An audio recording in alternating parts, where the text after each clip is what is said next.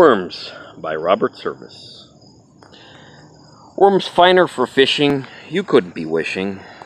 I delved them dismayed from the velvety sod. The rich loam upturning, I gathered them squirming, big fat, gleamy earthworms all ripe from my rod. Thinks I, without waiting, my hook I'll be baiting, and flip me a fish from the foam of the pool.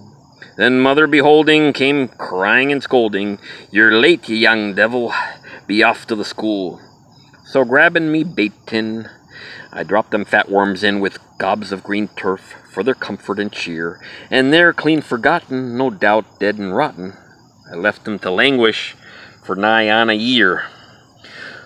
One day to be cleaning the byre I was meaning, when seeing that old rusty can on a shelf, says I to my thinking, them worms must be stinking.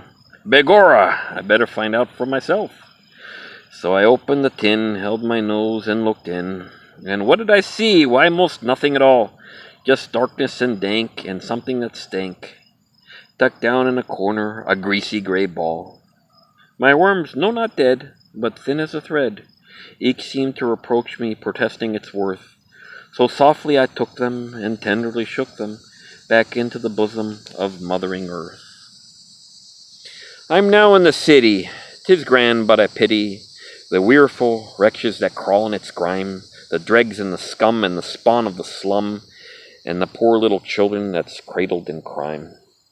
Sure, I see them in terms of my pitiful worms, surviving despite desperation and doom, and I wish I was God, with a smile and a nod, to set them all down in a valley of bloom, saying, "Let these rejoice with a wonderful voice, for mothering earth and for fathering sea, and healing of sun for each weariful one. Of these poor human worms is a wee bit of me. Let yours be the blame, and yours be the shame. What you do unto them, you do also to me."